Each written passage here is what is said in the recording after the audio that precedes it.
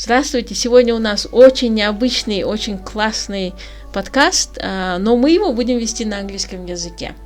Today we have a really interesting and very exciting podcast, and our guests are from Japan, from UWC ISAK.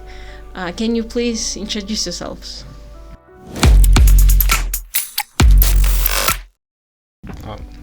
Okay, so my name is Alihan, 17 years old. I used to study at UWC Academy for 3 years, and right now I'm studying at UWC ISAK Japan. My name is Andrei. I'm also 17 years old. I'm from Albania, and I moved to UWC ISAK for the IB program. Excellent. And I know not many people know about the UWC school system and IB program as well. So can you please tell us about UWC in general and maybe UWC ISAK more specifically? So UWC is a school system of 18 schools everywhere in the world.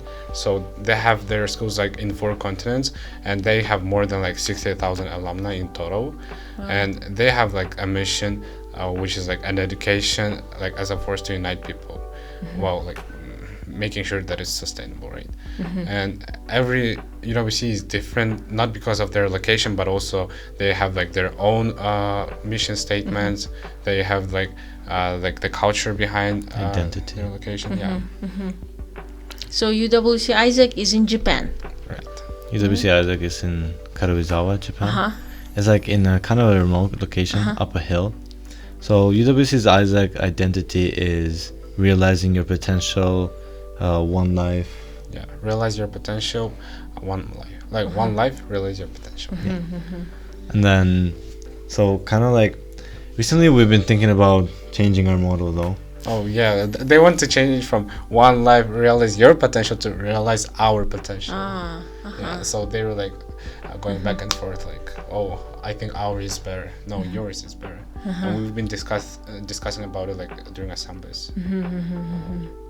Interesting. And your path toward UWC ISAK? Oh, okay. My path, UWC Academy, 3 years. Then I applied through Kyrgyz National Committee, got into UWC ISAK Japan. Before that, lots of programming, math, Olympiads, a bit of computer science Olympiad, and chemistry. Yeah. Right now I'm taking physics, not chemistry. Yeah, that's it. And I know we spoke about it before, but you are the first from Kyrgyzstan to study at UWC ISAK. Yes. And first from non-Bishkek schools. Yeah. To study at UWC. Right. Yes. So we are very proud of that. Breaking this cycle. Yeah. And how was your path to UWC? So my path was from, I was in a public system school called Ernest Kalishi, and then after realizing that this opportunity, I knew for UWC because of my friend's sister. She basically did the same program and she told me about it. I was very interested and I applied as well through NC, and then I went through the global clearing selection, and then I arrived at ISAK. Oh, excellent. Congratulations. So now the most important part. You guys are here during your school year. Can you tell us the reason why you're here in Kyrgyzstan and in Osh? Okay, so at UWC's and IB program, you have to create your own project, and at UWC you have 2 weeks only dedicated for your projects. We call them project weeks. So right now we are having a project week where our project was to help schools in underprivileged communities with STEM books, STEM STEM subjects. And our main mission is to build an accessible laboratory for everyone in the city. What we realized with coming to ISAK, we realized that one of the very big issues, it's a local issue but it's distributed everywhere in the world, is the fact that students, let's say, don't really get the full out of subjects just because of the lack of availability, and they don't get to experience and engage with the subjects as they're supposed to. And when we came to ISAK, we could engage with laboratories, participate in experiments. Our teachers would show us like all sort of cool stuff, like from burning different colors, and it's the small things that get you engaged and like capture your eye that will get you like very interested in a subject. So we wanted to bring this to people who don't have this. That's why we came to us. And right, because we don't have a lab. Yes. So was it interesting for you to study like physics or chemistry? I mean, like, based on just nothing. when I was studying here, like chemistry, it was purely my motivation. Like, oh, surely I'm gonna get a laboratory next year, right? Like, I still have to keep on studying. So when I was like at 7th grade, I was like, wow, I have chemistry next year. Like, I'm so excited for like experiments. But 8th grade came, nothing. Like, nothing. we 9, were just studying, 10, 11. And then when I came to UWC ISAK Japan, I saw like we were doing experiments, and I was like, this is so unfair. Like, I didn't know like sciences could be this engaging and like interesting. Why don't I bring it like back to Kyrgyzstan and help people just like me? So can you tell me exactly what did you do during these 2 days that you had like these exciting workshops, and actually how many people came? What did you do? Was it interesting for them? So the first day we arrived, we donated books. Most of them are STEM books with some literature. The first day we had we were planning to do 4 workshops, but we decided like to settle on 3 workshops, and we had coffee break in between. The first it was like really fun, and the coffee break we had to like go to there, like talk a lot of talking, and then we brought it here. And second day we also had 3 more workshops, and I think students liked it a lot. Everyone was engaged. Everyone was like talking to each other, thinking about like their project. We tried to keep it as engaging as possible by doing like every single workshop. You have to go and do your project. Like, good. It's not us showing it to you. You gotta show it like to us how you did the project. Yeah. I think on the first day when we started it, we might have started it off a bit on the wrong foot. So we started like explaining the workshop and explaining how it works, and then we realized this is what they've been doing all along, so let's switch it up. So then we just moved them to the experiment, and then we thought about you learn as you go, right? So after they like learned the most basic thing, leaving them with the experiment in a group, they started to develop it more and more. So they went out of our, let's say, goals, further from our goals, out of the limits that we put, and they started looking for more resources to use, thinking, well, we only have these, but what if we can use this? And then what we noticed was that the experiments, they developed and evolved way more than we thought. Wow. And even today we ran into like a problem, because we were going to test out, let's say, the bridges that they were going to make, but we didn't think that they were going to hold that much weight. Oh, really? Yes. Wow. Wow. They made it strong. Yeah. So like we didn't think that they were gonna make it that strong, right? Which was very surprising, and that ran us into the difficulty of actually finding the weights and knowing how to put them on the thing. Oh, wow. Wow. You know what I like? You mentioned that before in that separate discussion that that kids are smart, and I think sometimes adults always not misdiagnose but underestimate the abilities of kids, and it's important that I enjoy hearing this. I'd say that if you put them in the right conditions with the right opportunities, they will start to like show their true potential.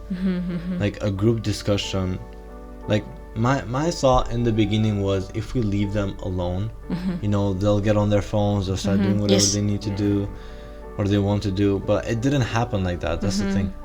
one person would start to actually work on the project, and then the other would join, and the other would join, and then it wouldn't be boring anymore, right? You'd hear laughters, and we'd have to move back and forth from one place to the other, because everyone had like a new idea to discuss. Wow.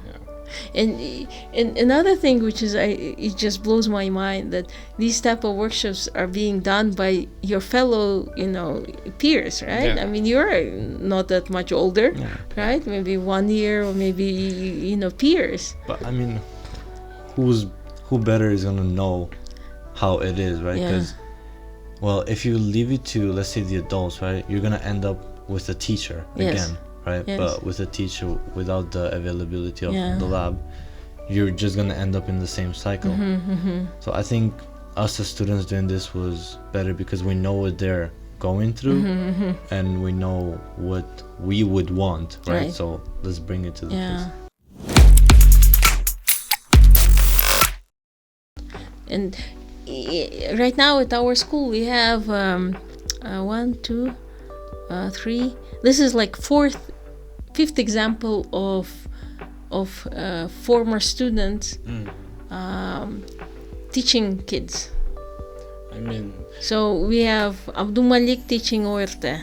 We have Izzatullah who taught a short course on economics. We had Aida who came in, also did some really cool stuff with Explore Science. We have Vulkan who's helping with college, and now you guys are coming here, and every single time kids are saying that, look, the student-led or former student-led experiences are much better than formal teacher experiences. No, I think like it's because we as a students and as a kind of alumni of Cooperative Academy, we know like what's kind of lacking in the school, right? What can be worked better on, what can be fixed. So coming back and just fixing that ourselves, I don't want to leave school like that. I don't want others to experience the same thing. So we are like, oh, okay, let's help them. Why don't we take care of their future ourselves? But what I honestly think is maybe collaborate with all of them, find some sponsors, build that laboratory. Yes, inshallah. Yes, we will work on that. I mean, a school doesn't immediately become great, right? So you have let's say the basic level, and then some students are gonna come, they're gonna do something different, it's gonna get improved, right? And then they're gonna notice the other things lacking, right? And as you go, you're gonna end up fixing more and more and more stuff up to the let's say tiniest detail, and then you progress as you go throughout the years. Yeah, inshallah.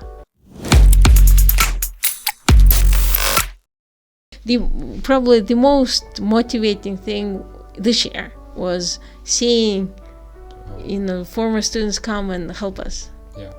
And I am beyond grateful, and this is the best thing that any principal, any teacher, any school can feel it, when you guys are coming back and helping, and this is such a motivation for other kids, because when they see that, look, Alihan, Andrei, they're studying such prestigious schools, and maybe they have a chance to. So I am, I'm really, really, really thankful. We were also very surprised because the workshops we didn't think that there was going to be a total of 100 students attending and 100 students having fun while attending. But it came to us as a surprise as well. And we were also thankful for the students that they went through with this and they enjoyed it, and they came back for the second day as well. Yes, especially during, sorry I interrupted you, especially during holidays, because it's so difficult to bring them during holidays. That's why I thought there would be maximum 40 students in total, right? Maybe 30 would come, they would be engaged, but that's it. Yeah, I thought maybe 20 will come. You see, so you get surprised yourself, because the students, they want to try out something different, better, even though they have a break, Yeah. This is how you know that students actually want this, and it's not just something that, okay, let's do it. Whatever. Yeah, I think you're right. The best the worst mistake we as adults can do is when you underestimate kids' abilities and desire to study and to learn.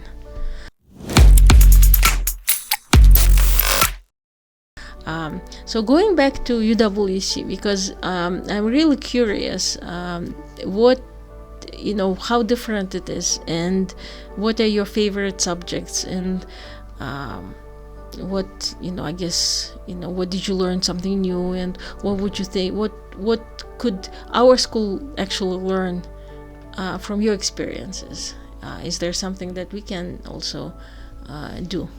I mean, what I would say is like, I honestly was expecting that IB program to be a bit harder. Like our math is just enough for IB, like to go and like excel in there, right?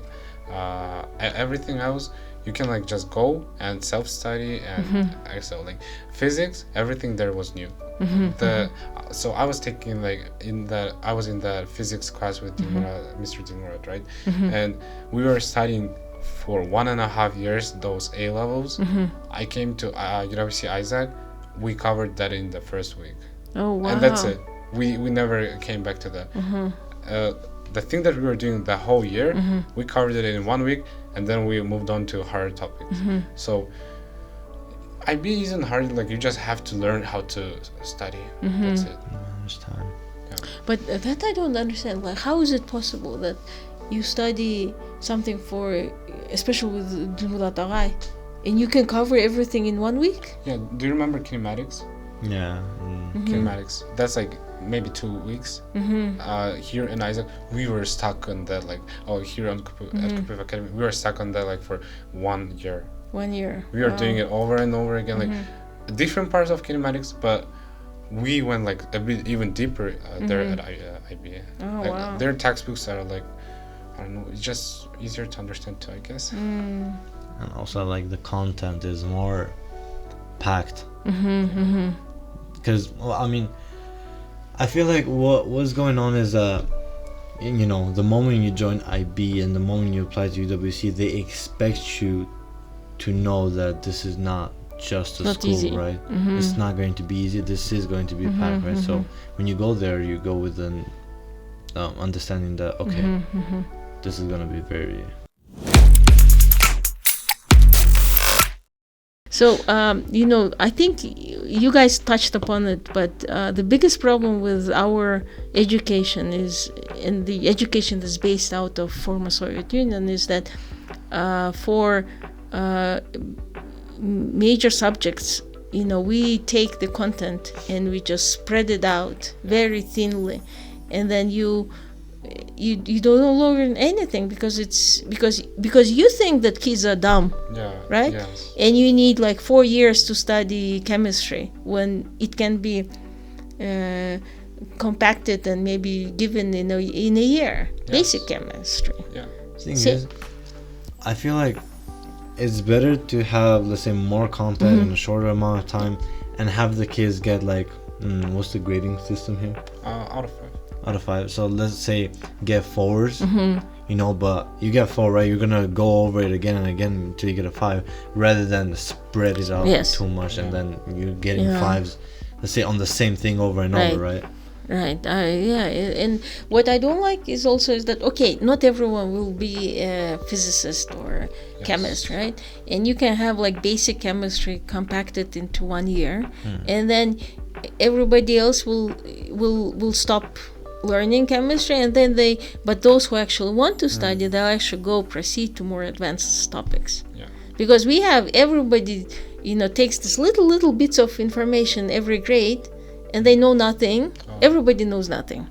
Yeah, I mean, like, even math, I feel like when I went to ISAK, it was like really packed. The topics that we were covering like for 3 years here, we covered that like in 2 or 3 months, and then we moved on like into calculus, and it was like meant to be for new students who aren't like familiar with those concepts in math.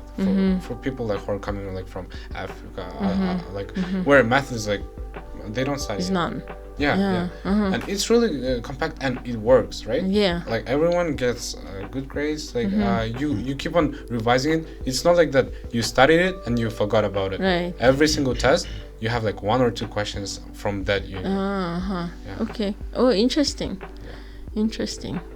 Yeah, our math teacher, Mr. Adams, he tends to do this thing where you do chapter 1, chapter 2, and then you, like the test is chapter 1, then it's chapter 1, 2, then it's 1, 2, 3, 1, 2, 3, 4. This is good. This is a good. You never forget. Yeah. Like you constantly have to revise it and to do it.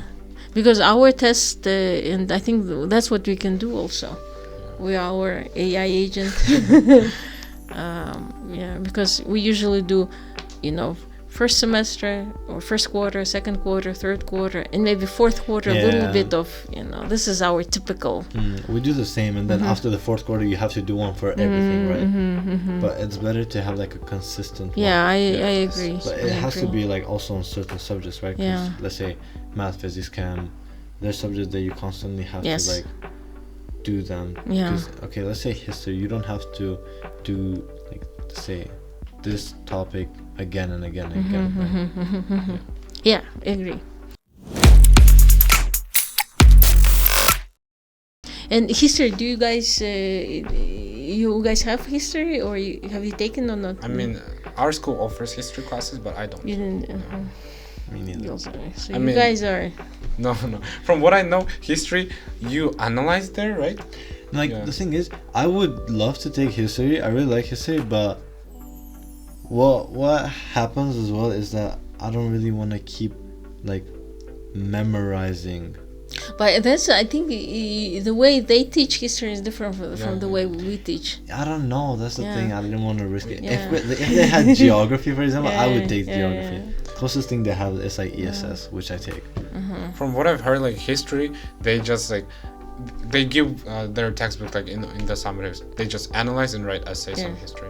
This is the best way, because the way we teach history is really ridiculous. Is you have to memorize dates, you have to memorize names, like battles, but it's stupid. You don't realize why it happened, what kind of impact it had on the humanity or civilization, right? I mean, it's so much more interesting.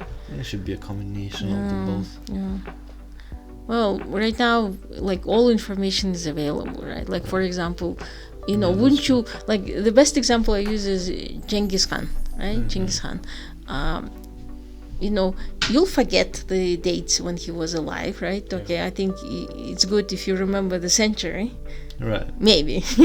But wouldn't it be interesting to know why he was able to quickly conquer the world, right? Or the known world to him, right? And his empire stayed, in one form or another for quite a bit of time, right? Yeah, I mean, that'd be far more interesting. Like, exactly. Even for myself, like, as a STEM student, like, just knowing how did he do that, like, isn't it crazy? Like, analyze that with your teacher, like, what could be different, like, why did he go this way, not the other way, right? Right. And also, like, history is that kind of subject that if you have to memorize it all the time, then it's gonna become a point where you're gonna fail, right? Of course. Because not just because you can't do it, but you're going through the years, right? You're adding more history, and each new student that comes, like for example, a person that's currently in first grade, when he comes to 10th grade, he's gonna have like at least way more content than we did in 10th grade, right? Because you're making history as you go. Yeah. So if you learn, memorizing doesn't make sense, especially with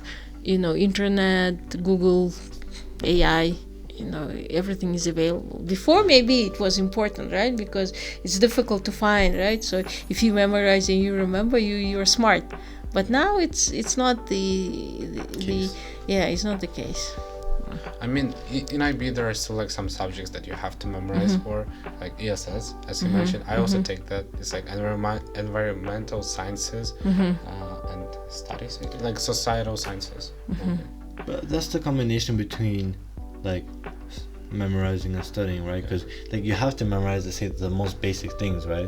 That's how you memorize those, and then you use those to like start critical thinking about stuff.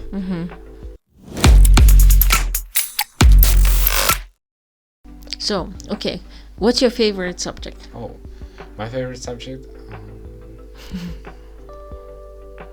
And why? Do you want me to go ahead? What you thinking? Go. Currently, right now is like chemistry and then ESS.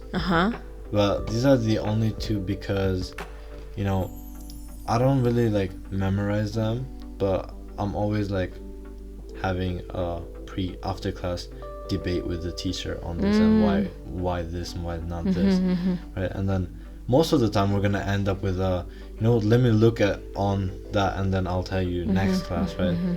Most of the time we're gonna end the discussion on this, or I'm gonna end up being like, oh, I see what I mistook there, rather than Interesting. it is what it is. Yeah, which is the typical way in our schools. Right? Yeah. Teacher will say, because I said so, right? For me, I'd probably say like physics, only because like compared to other like subjects, physics is like something that I actually like have to learn like from the very beginning, right? And every single class like you have to focus, or otherwise like you're like behind. And maybe after physics, like math, only because I don't have to do anything in math. Like it's a free period for me. Yeah. So, question: physics, is it just 1 year, or it's not like ours, right? Like 7, it's by 5 years we study physics. Theirs is just 1 year. Well, their whole program is only 2 years, right? 2 years, so it has IB to be is only 2 years, so every subject other than self-taught is spread throughout 2 years. But our teacher, he's like, he wants us to learn the whole curriculum in like one and a half years, and then the rest like we just prepare for the end of the year exams. So he wants us to learn it faster and then go over it like shortly, rapidly. Cool. So you'll have the same subjects every year. Yeah. You cannot change them. You cannot change. Oh, you choose 6 in the beginning. I mean, you have like options to change them because you're gonna test yourself out, right? And then by the time you enter G12, then that's it. You still have the same from G11. Yeah, like G11, you can still like somehow like change it, but you have to have like a solid reason. Like even in the middle of the year, but it's really hard. But you have to have. Yeah, it has to be like very reasonable. If you say like time management, if you say anything like, oh, it's just not for me. Yeah, I don't like this teacher. No, it's not gonna work. Cool. Interesting. Very interesting. It's good that it's physics, because here his favorite was PE. I mean, PE. What's your favorite? PE. No, like PE is, let's say, everyone's favorite. Yeah. But if you go to Isaac, PE is like strict. No. It's like so strict. So I went to Isaac. I started hating PE. Like, I started hating really? PE Why? too. Why? I would consider skipping PE. Yeah. Why? Because it's like. So here, PE was like the break, right? Yes. The break. So you just get to like go wild. Yeah. You take out your energy from standing still in class. PE there is like do this, do this. We actually do exercises. Like see, we actually do exercises. And they're hard exercises. For 30 minutes. The beginning of the class, you do exercise. You run for 8 minutes. You go and like you do jumping exercises like abs, everything else, and it's so exhausting. It's so exhausting. And this is the G11 and G12. Wow. The G10s, they have like a ATP, which is like also like an ex-Ironman, ex-army for Soviet Union, and he tires the G10s so much. And how much time do you guys spend on PE? Classes are 1 hour and 10 minutes, and then PE is like only once a week. Yeah, sometimes twice a week. But very intense. Yes, it is. Yeah. I mean, closer to the end of the class, like it becomes fine because like you have to actually like play basketball or volleyball, and unlike our PE classes, you can like just go and like ask him, oh, I'm feeling bad, like can I just sit? Like you need a health card or something. Or for example, like instead of like what would they do in my old school? They say like, okay, grab a ball. Yeah. Here she has like a schedule. This week she says we're gonna do jumping jacks. Basketball. Now everybody line up, learn how to shoot, learn how to pass, and then So the first, like, let's say 15 minutes, they're like the exercises for warming up, which are so exhausting. And then you move on to the actual game, and you still have to do those skills because they're gonna give you a test on that. Yeah. So you have a test on PE. Yeah. Like, you have to get good at the what's it called, the Throwing? sports, right? I mean, like, and it's not like that, like, you can, like, practice freely, right? You have to follow her orders. Yeah. Like, if she says, okay, so we shoot the ball for 5 minutes, you can only shoot the ball. If you don't, like, she's gonna like scold you, right? And when she says, okay, ball's down, you have to, like, Put the listen ball to her. down. Yeah. She's real strict. Yeah. So actually, our school systems with your original school in Yeah. Albania are more similar. Yeah, they're more similar. Yeah. Pretty similar. I guess the Interesting. yeah. Just my school was like a bit more strict, just because of, you know, that's how the principal wants it and everything, and it works, right? My school was like very high on the, let's say, national ranking, right? It's a good school, but it was also like very strict, and you know, the studying way, like, even though it's like, let's say, top in my country, it's not like this way of studying is not going to be top in the world. It's not going to be like very good.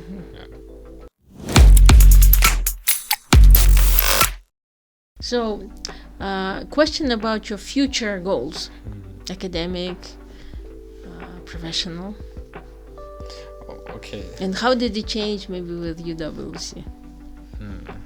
Or did it change? Do you have anything to say first? I feel like UWC just, well, what changes if you go to UWC is that you're gonna start to aim higher, Yeah, because you know you're gonna get the, what's it called, the motivation and the pushing that you get from UWC and IB. You know, they're very like resourceful programs, right? So this way you start to like aim higher and higher. And I mean, throughout my life, I've changed my careers so many times. You know, when you're a kid, you want to be a Cosmonaut, Yeah. astronaut, Soccer, soccer. Yes, soccer. and then now I'm going to chemical engineering, and then firstly you want to aim for US, and then you feel like, okay, what if we aim for this and this? It just, you start to grow and you start to mature and you start to like reasonably think, and then you get this opportunity which opens a lot more opportunities. That's what I feel like UWC did for me, just like open a bunch more doors. And now it's harder to choose. But they put a limit, right, on the number of universities that you can apply to. I mean, 10 with school support, but by yourself individually you can apply to more. Okay.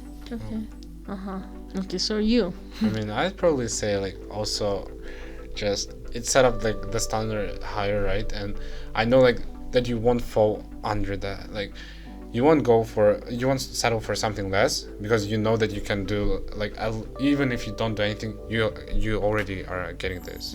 I mean, you aim higher because like of the people that surround you. Like, everyone is studying there, everyone is like just thinking about this all the time. Like, you have discussions not about like video games in school cafeteria. You're discussing about like your future, like your universities, research papers, and like just being in that environment and growing personally. I think that's what like gets that standard high. You don't want to settle for less. Right. Like, it's also like the effect that, I mean, you're living in the school, right?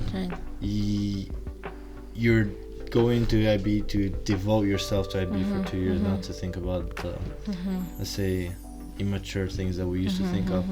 And I think another thing that's helped me a lot from coming to UWC is that, like, back then when I was in my country, then I still didn't know what I was gonna do in life, right? It was like a mystery to me, right? And this was because, like, you either do this or you do that, right? But I didn't want to do any. And then you come here and then you realize you can do this, this, you can do much more, right? And then you try and find the perfect thing for you that's like in the middle of this, has a bit of this and a bit of that. And that's how you find out. But you still want to be computer engineer or software engineer? So or have you changed? like I started like this journey of looking for like what I want to do, like early, right? Like 8th grade probably. I started like trying every single field like in computer science possible, like video games, website development, video editing, animation, etc. And now that I went to UWC, I think I just like have settled down, not only because like of the 6 subjects, like, and you can like test anything else anymore. It's just like you have these 6 core subjects, and you know, like, okay, so now that I have these subjects, I can like only attempt like to go for these majors, because I cannot be architect without a visual arts class, right? So it's probably like somewhere engineering, because like physics, computer science, right, math, HL. So I think like engineering, but I still don't know like which one. But cool. Definitely not like programming anymore. Over it. That just reminded me of a point. Like, how many subjects are in the school here? Like that every student has to do. 18. Too right? many. Yeah. Too So many. my old school we had like 14 subjects, right? Yeah. And then this is also another problem, because remember how you said that it's stressed out? Yes, it's spread also out. like, 'cause, like in a week you have to go over Yeah. 18 different subjects, right? And you have to learn for 18 different subjects. But now, But for you example, earn little, so you learn nothing. yeah, because you have to learn little in everything, right? Yes. And here you only have these 6 subjects, so you're gonna learn more faster. Yeah. And instead of having like, let's say physics once a week, now you have it 5 times a week or 4 times a week. Is it 4 or 5 I times? mean, Depending on the week. So what I know is you should have like 10 physics classes, 10 math, 10 everything, like 10, right? And then In a month. like in 3 weeks, In 3 weeks. and 3 PEs, 3 TOK classes, and that's like spread out in your 3 weeks. So you have like some free periods. Like every week you usually end up like with 3 periods where you can do anything you want, but usually 10 hours. But 10 is 1 hour plus 10 minutes, right? 1 hour. Yeah, So so it's like not 40 No. yeah. Honestly, what I think, like coming from Kupuif Academy, right? When I was like, oh, when does this class end? Like I was checking on my watch like all the time, and it was like only 40 minutes. I went to Isaac, 1 hour and 10 minutes. I zipped through it. Because you It guys are goes doing by. something. Yeah. You're learning. Yeah. It's not like it's so boring. Like when does the class end? It's like, oh, I wish like it was like a bit more longer, so I can like ask teacher like a few more questions, right?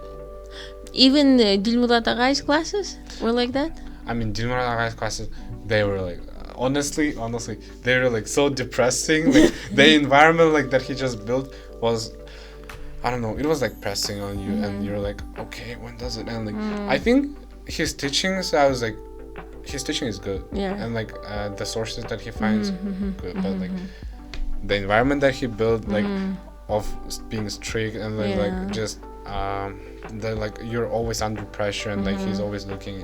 I don't think like that I works. feel like a big motivation would also be like teacher-student connection, right? Yeah. Like if you go to a teacher and they're always like strict, don't talk to you, figure it out, kind of like builds down on the, destroys the connection you also have to the subject. Like you go to your, let's say, I go to my chem teacher and she'd be like, oh yeah, but this you're discussing, you're laughing while you're discussing, right? You get more value out of the subject and the conversation that you're having, and yeah. I think it's, I don't know, I think it's the social, it's also coming from the society, because in our society it's very age-based, right? If you're young, people don't take your opinion, right? Yes. And when you're a teacher and student, it's like, completely different. For example, I had, especially in the beginning, I had lots of teachers telling me, oh, why do you listen to students? Yeah, so it's like that thing, the wisdom belongs to the old, right? To the old, and then to teachers, the teacher. they're like, okay, I'm the teacher, right? Right. So, but like if you go to Isaac, you'll see students debating with the teachers because why this, why not this, why not this. Well, in other schools, you're gonna get like cut down shortly. This is this. Yeah, and teachers probably not afraid to, like your teacher. Remember you said that if he doesn't know, he'll say, "Oh, I'll come back to you next week," right? Yeah. They're not afraid to say that. Yeah. But maybe not our teachers. I mean, at Isaac, like once I just like caught myself while I was talking to a teacher, like, I'm like, I communicate with that teacher like so freely. Like I don't even think like about the like. There are like boundaries, right? But they're not that like strict and Right. yeah, like You almost forget that he's your teacher, yes, right? yes. You're with them every day, Yeah, right? you talk to him as a friend. Like I joke with my teachers. Like we talk about not only that subject. Like sometimes we go over. Like I go to them and ask like tips about other stuff. Like it's not only about a subject. Like, I'll go in my math class. First thing I'll do is I'll handshake my professor and then I'll sit down. But, like this is something that like you progress through, you know. And you know how they say you learn better with your friends, right? For example, study groups. You know, the more you know the person, the more they're gonna like say teach you and you better understand them. And one other thing that I learned from your conversation is that the surrounding kids, right? That's also extremely important. Oh yes. Yeah. But that can have two effects on you. Like you either see people smart and then you're like, shit, I gotta catch up. Yeah. And then you're like, oh wow, this is not for me anymore. Well, I think if you're there, obviously. I mean, what I personally have is like Chinese kids. Like they're insane. They're always like getting 50 out of 50, 49, right? So I like looked at them in the beginning and I was like, okay, like no way we're getting in there anytime soon, right? Like now I'm just like trying to compete with them. Okay, so next time if I'm getting more grades than you, like, and this like last one we got like exactly the same, like 48, but I'm still like trying to beat him, and like that motivation that like grew from okay, like this is not my place, like no way I'm beating like these Chinese kids, right? It became to like okay, like let me beat him, right? So I think like your environment matters when you see him like studying. Okay, now it's time like for me to study like double the amount of time I study. So, any parting remarks, wishes for our students? I mean, I'd say don't get closed in one environment. Try to explore a bit. yeah, I would say use those books that we got. Self-study, physics, chemistry, anything you want, right? Self-study is like the best thing you can do. Even at ISAK, you don't always like you have to like catch up and self-study like most of the material by yourself. Yeah, it's not even called self-study anymore. It's like you study a class and then you have to work. Oh yes. Like we call this self-study, but it's literally like you have to work. You can't just study in class and go home and sleep. Yeah, you don't really have homework there. Like I completely forgot about that. Yeah, we we used don't to have have homework here, right? And we don't have homework there. You go and you study by yourself. Like okay, like I just need to study because like So they that's don't the say like, environment that was built study paragraph this and paragraph two. No. No. It's There's you no just like have to analyze this as homework. None of that. Wow. So the onus is on you Yeah. to make sure that you actually have to. Yeah, they won't check on your homework, like, and they don't give that homework. Like, you just study, and then like on the day of a summative, There's exam. Yeah. Where. Yeah, and the thing is, like, what I did was like, oh, no homework, right? And then you don't study. But then after the first test comes, and it hits you like a bus. And then you realize there's some things that we gotta change. You learn as you go through. Yeah. But this is, I think, key differentiating point also, that kids in our school system, they always expect the teacher will give them. Oh yes. Yeah. It's like, oh, the teacher was bad, or we didn't have a teacher. And in there, you guys have to work and find information and do research. Wow. You ask teachers like can you please like stay up 1 more hour after your school like hours to like study with me, like one-on-one session, right? And teachers like open to that. So students want to like go on the sessions. Oh. Well, my parting remarks to you. Well, first of all, thank you very much for taking the time and carrying all these heavy books and making such wonderful workshops with our kids and opening their minds to different opportunities. This is really, I'm really grateful for that.